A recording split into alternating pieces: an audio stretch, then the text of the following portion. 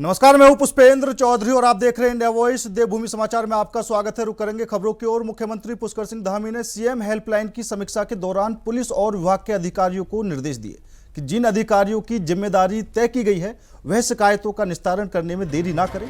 CM Dhami ने कहा कि L1 स्तर पर शिकायतों के निस्तारण को लेकर 36 दिन की समय सीमा दी गई है और अगर उससे ऊपर समस्या का निदान नहीं होता है तो फिर जवाबी कार्रवाई में जिम्मेदार अधिकारियों के खिलाफ भी कार्रवाई की जाएगी। मुख्यमंत्री धामी ने कहा कि जिस स्तर की समस्या है उस स्तर पर अधिकारी को उस समस्या का समाधान करना चाहिए, ना कि उसे पेंडिंग रखकर समस्या छोड़नी चाहिए।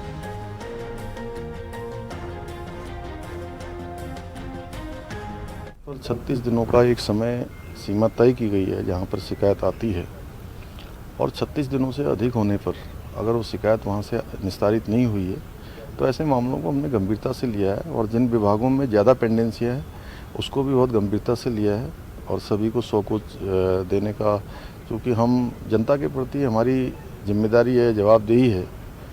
और मैंने कहा है कि जिस स्तर पर समस्याओं का समाधान हो जाना चाहिए वो समस्याएं उसी स्तर पर समाधान की ओर जानी चाहिए, उनको उससे ऊपर के स्तर पर नहीं आना चाहिए कि L1 के स्तर पर, L2 के स्तर पर, यानी कि कोई अगर तहसीलदार या SDM के स्तर की समस्या है तो उसको जिलाधिकारी या कमिश्नर के यहाँ नहीं आना चाहिए। जो जिलाधिकारी कमिश्नर के यहाँ पर जो चीज़ों का समाधान हो सकता है वो शासन में नहीं आनी चाहिए, इसलिए सबको जिम्मेदारी।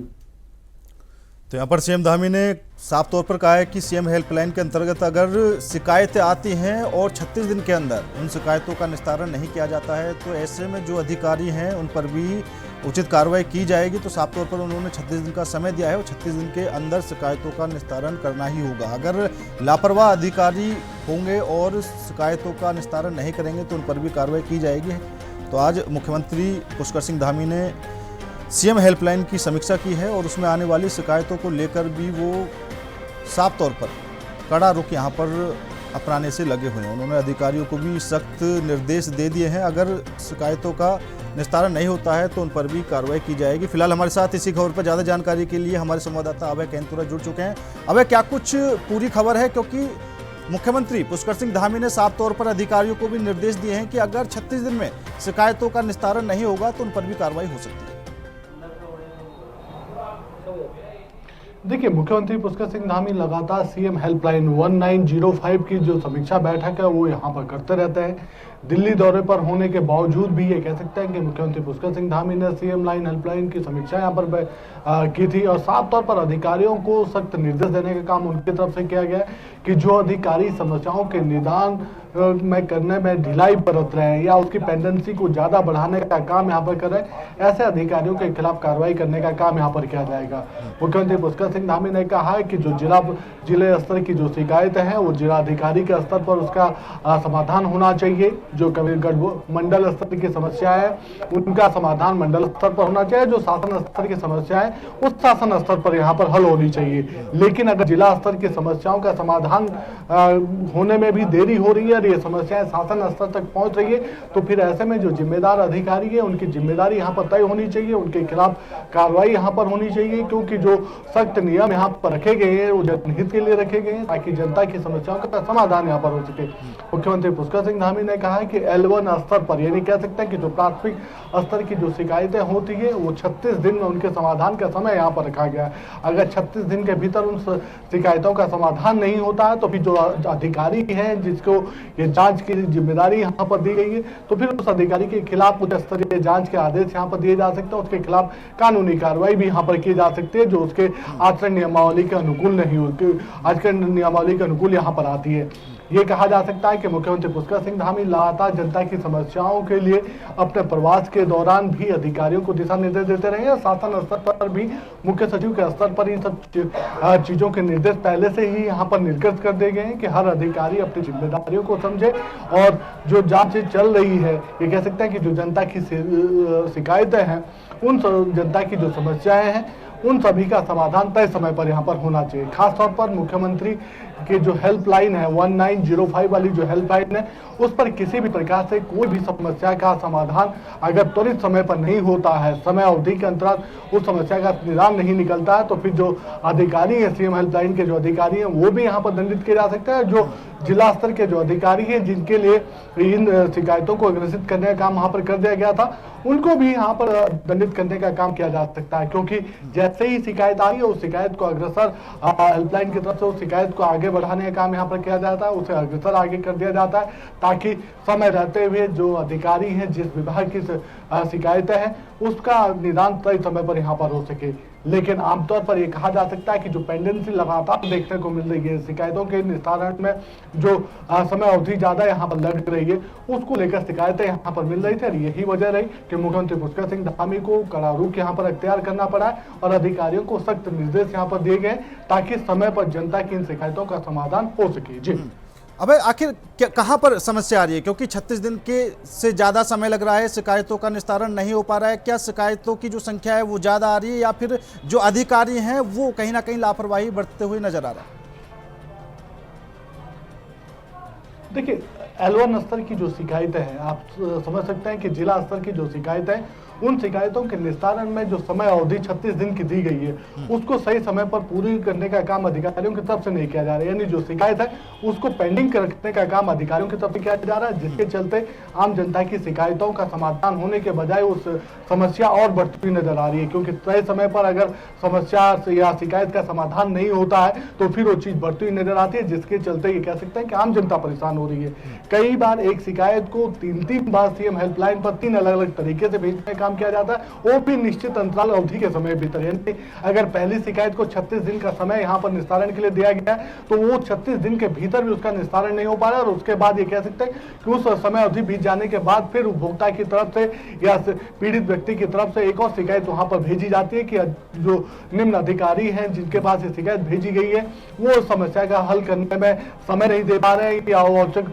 मौके पर उसका निरीक्षण नहीं हो पा रहा है, तो फिर इन शिकायतों की जो पेंडेंसी वो ज्यादा लंबी होती नजर आ रही है। और यही वजह है कि जिला स्तर की जो शिकायत है उनकी संख्या भी बढ़ रही है और जो उसके निस्तारण की जो समय होती है। ठीक है, ज्यादा जानकारी देने के लिए आपका बहुत बहुत धन्यवाद। मुख्यमंत्री पुष्कर सिंह धामी।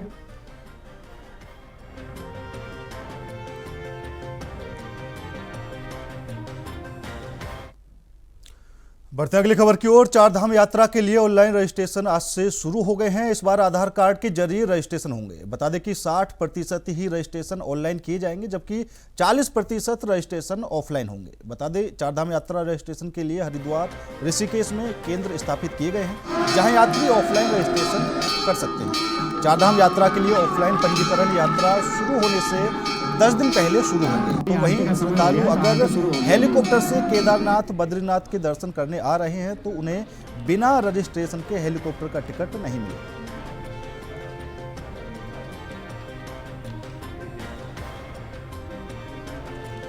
तो चारधाम यात्रा की तैयारी शुरू हो चुकी है और किस तरह की तैयारी आप लोगों की है, तो इस बार यात्री को दिक्कत ना हो दर्शन के लिए, किस तरह के प्रबंध आपने किए? देखिए, गंगोत्री और यमुनोत्री जो धाम के कपाट है वो 30 अप्रैल को खुल रहे हैं। केदारनाथ के 2 मई को और बद्रीनाथ के कपाट 4 मई को खुल रहे हैं। तो इसी के दृष्टिकोण से आज एग्जैक्ट 40 दिन पहले यात्रियों के लिए ऑनलाइन रजिस्ट्रेशन की व्यवस्था शुरू की गई है। सुबह 7 बजे से हुई है। यात्रियों को किसी तरह की दिक्कत न हो, इसलिए घर बैठे भी ये सुविधा उनको मिलनी चाहिए। इसी दृष्टिकोण से कपाट खुलने के 40 दिन पहले ऑनलाइन रजिस्ट्रेशन की व्यवस्था शुरू हुई है। सुबह 7 बजे से लेकर 12 बजे तक, यानी पिछले 5 घंटे में ऑलमोस्ट 57,000 लोगों ने अपना रजिस्ट्रेशन ऑनलाइन कर लिया है। आरती का समय हो गया है, तो आरती शुरू होगी अभी। और इसी खबर पर ज्यादा जानकारी के लिए हमारे चैनल हेड अवनीश प्रेमी जी हमारे साथ जुड़ चुके हैं। अवनीश जी, चारधाम यात्रा की तैयारियां शुरू हो चुकी हैं। सरकार की तरफ से क्या कुछ दिशा निर्देश दिए गए हैं और ये जो रजिस्ट्रेशन का प्रोसेस है वो क्या कुछ रहने वाला है?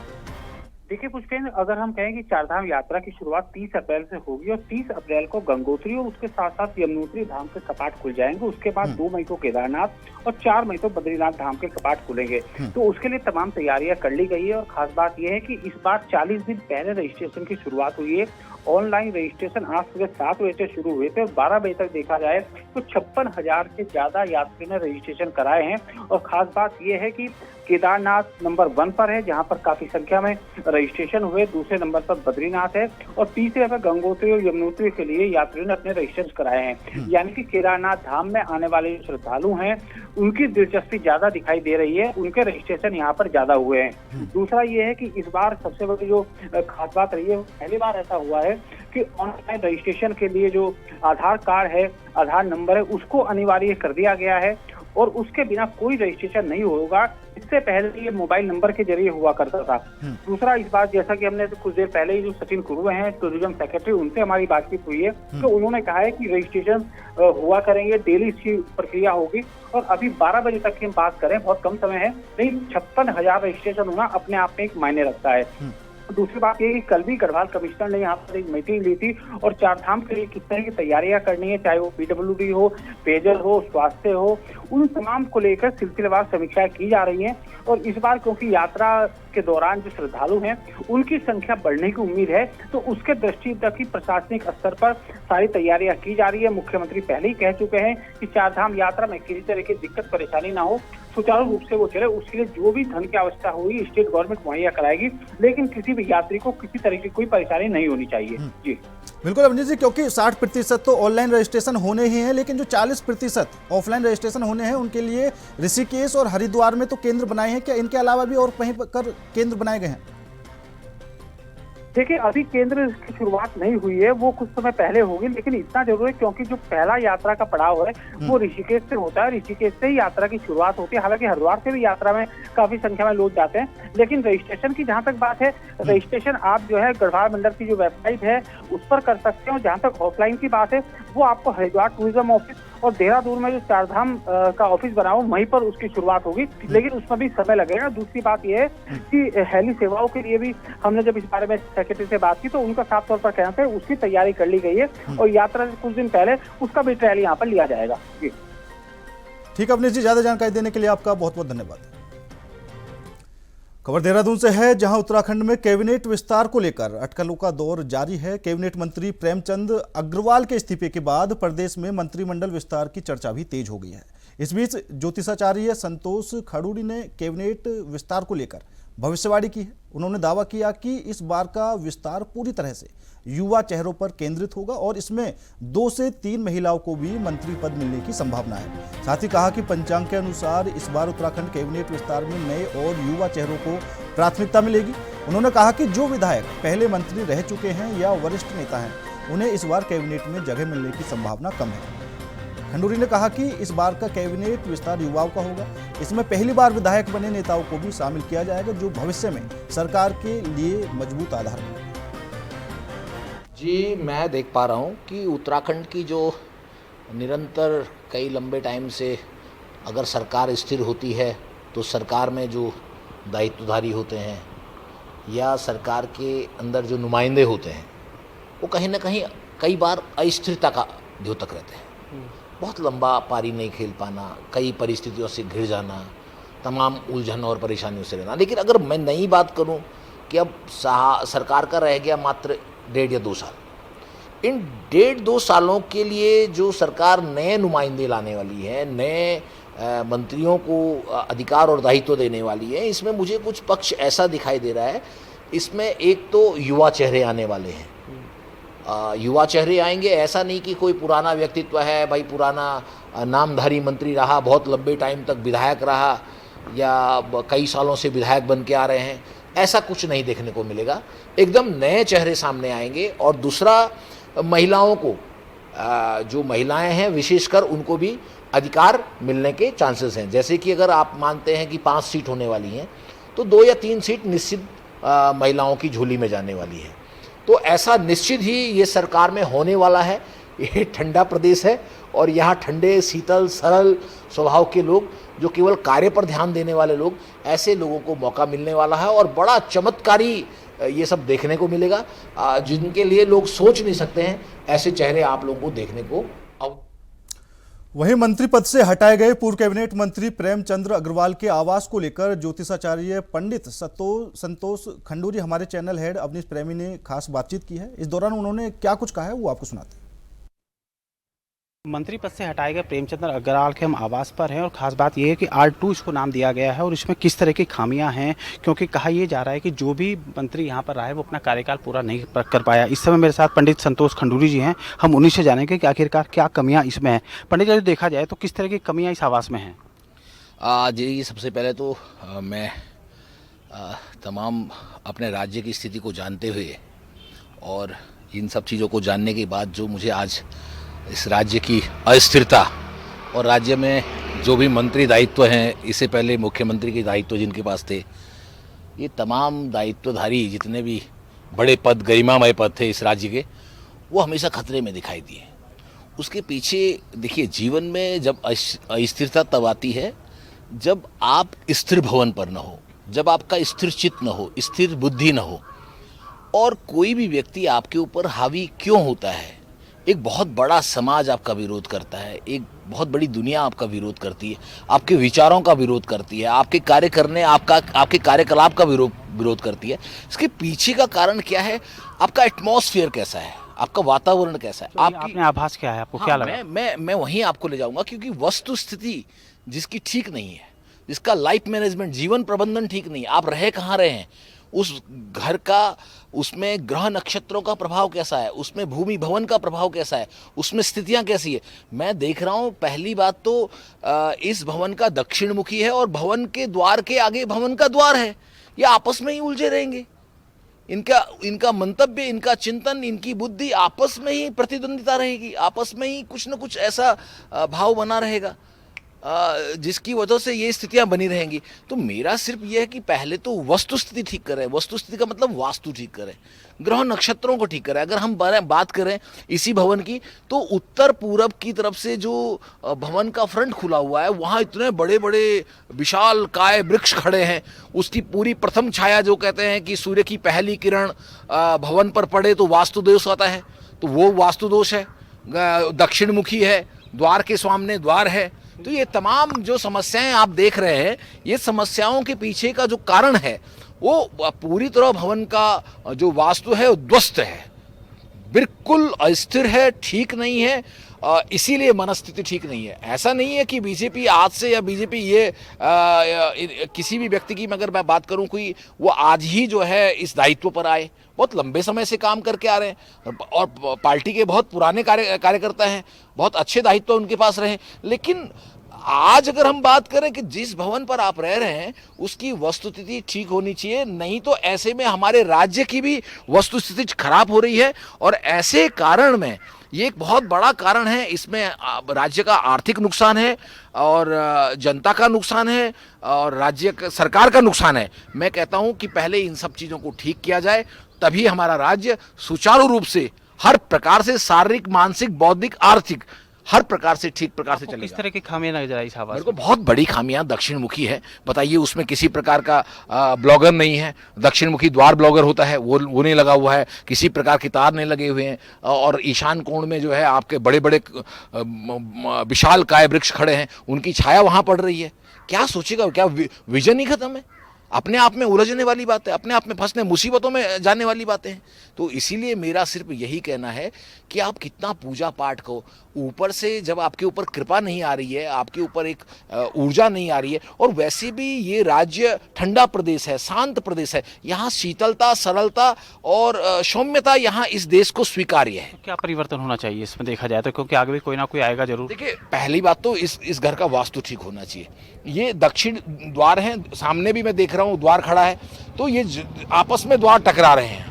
यहाँ पे एक आक्रोश, एक द्वंद्व, एक कलह, एक क्लेश निश्चित बना रहेगा। और इस भवन में जितने भी आज तक जो भी अधिकारी या जो भी मंत्री रहे होंगे, मैं दावे के साथ कहता हूं कि उन्होंने 5 साल पूरे नहीं किए होंगे। और यही रिकॉर्ड अभी तक हम देख भी रहे हैं कि जो भी इस भवन में रहा उन्होंने 5 साल पूरा नहीं किया। वास्तु ठीक किया जाना चाहिए। बिल्कुल, इसमें वास्तु ठीक किया जाना चाहिए। अगर ऐसा नहीं हुआ तो राज्य का आर्थिक नुकसान है और पब्लिक का नुकसान है, जनता का नुकसान है, सरकार का नुकसान है। इसलिए मैं चाहता हूं कि इसकी जल्दी से जल्दी भरपूरी की जाए। ये थे पंडित संतोष खडूर, जिनका साफ तौर पर कहना था कि वास्तु ठीक नहीं, यही कारण है कि इस आवास में जो भी रहा उसने अपना कार्यकाल पूरा नहीं किया और भविष्य में भी इस तरह के हालात रहेंगे अगर इसका वास्तु नहीं बदला गया तो। देहरादून से कैमरामैन हर्ष सुनियाल के साथ अवनीश प्रेमी।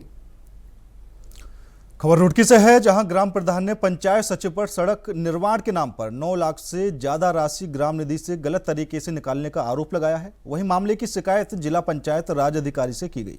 साथ ही प्रधान संगठन के बैनर तले ग्रामीणों ने ब्लॉक में धरना दिया। आपको बता दें कि रुड़की ब्लॉक के ग्राम पंचायत किशनपुर जमालपुर की ग्राम प्रधान प्रवीण बानो के खिलाफ कुछ लोगों के द्वारा शिकायतों के बाद उनका निलंबन किया गया था। वहीं मामले में सुप्रीम कोर्ट ने 7 मार्च को उनके पक्ष में फैसला सुनाया। ग्राम प्रधान प्रतिनिधि मोहम्मद तहसीन के अनुसार 8 और 9 मार्च को अवकाश था। उसके बावजूद उनके द्वारा कोर्ट के यह आदेश ग्राम पंचायत अधिकारी और एडीओ पंचायत को व्हाट्सएप के माध्यम से भेज दिए गए। साथ ही एडीओ पंचायत से फोन पर वार्ता जानकारी दी गई।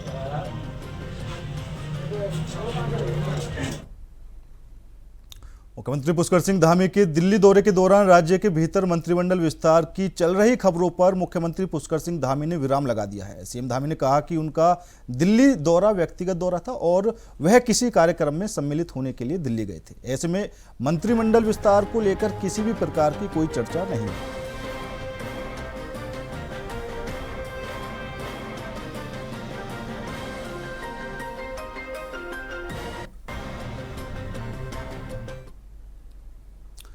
अवैध मदरसों पर कार्रवाई को लेकर जहां विपक्षी दल आरोप लगा रहे हैं तो वहीं सरकार के निर्देश पर जिला प्रशासन इसको कार्रवाई को अंजाम देने में लगे हुए हैं। अवैध निर्माण को लेकर कांग्रेस जहां सवाल खड़े कर रही है तो वहीं सरकार के मुखिया इसे सही ठहरा रही है। मुख्यमंत्री पुष्कर सिंह धामी ने कहा कि भूमि में ऐसे किसी भी अवैध निर्माण को मान्यता नहीं दी जाएगी जो नियमों के विरुद्ध हो। मुख्यमंत्री ने कहा कि अवैध निर्माण पर कार्रवाई तब तक जारी रहेगी जब तक देवभूमि से एक भी अवैध निर्माण हटा नहीं दिया जाए। कांग्रेस प्रदेश अध्यक्ष ने कहा कि कानूनी कार्रवाई संबंध होनी चाहिए जिसमें किसी को ऐतराज ना हो।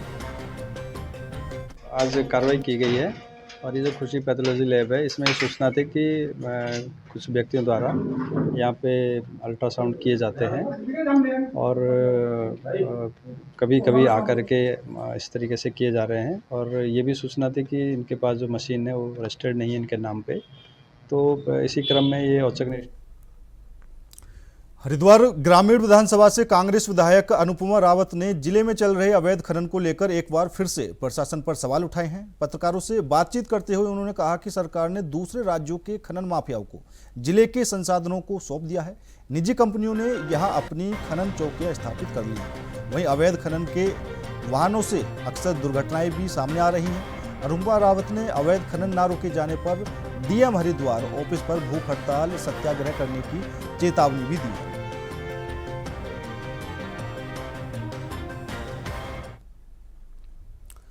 हल्द्वानी में अपर जिलाधिकारी के नेतृत्व में अधिकारियों और राजनीतिक जनप्रतिनिधियों की बैठक की गई, जिसमें धामी सरकार के 3 साल के कार्यकाल पूरे होने पर 23 मार्च को संपूर्ण जिले में स्वास्थ्य शिविर सहित कई सामाजिक कार्यक्रम आयोजन किए जाने की रूपरेखा बनाई गई है। बैठक में अपर जिलाधिकारी पिंचाराम चौहान ने बताया कि राज्य सरकार के 3 साल पूरे होने पर पूरे जिले के विभिन्न विधानसभाओं में स्वास्थ्य कैंप और बहुउद्देशीय शिविर सहित कई तरह के कार्यक्रम आयोजित किए जाएंगे। साथ ही राज्य सरकार की योजनाओं की जानकारी लोगों तक पहुंचाई जाएगी। वहीं योजनाओं के लाभार्थियों द्वारा किए जाने वाले आवेदन भी लिए जाएंगे। मेयर गजराज बिष्ट ने बताया कि मुख्यमंत्री धामी के 3 साल के ऐतिहासिक कार्यकाल पूरे होने पर सभी जगह भव्य कार्यक्रम आयोजित किए जाएंगे, जिसकी रूपरेखा बनाई गई है। इस प्रकार से माननीय मुख्यमंत्री धामी जी लगातार जनसेवा के कार्य कर रहे हैं उत्तराखंड में और इन 3 वर्षों में उत्तराखंड की प्रगति के लिए, विकास के लिए, यहाँ की जनता के लिए बहुत सारे कार्यक्रम कार्य उन्होंने किए हैं। उसी प्रकार 3 वर्ष पूरे होने पर भी 22 मार्च से ले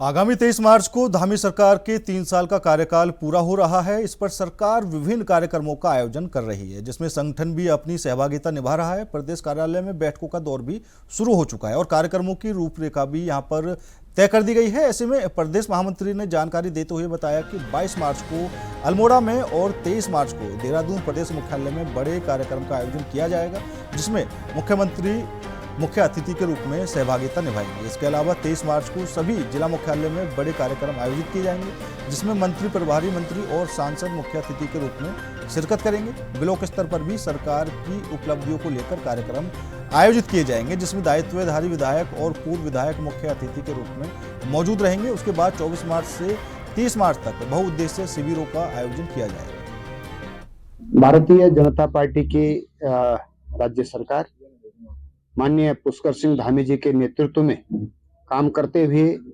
23 मार्च को 3 वर्ष का कार्यकाल पूरा हो रहा है।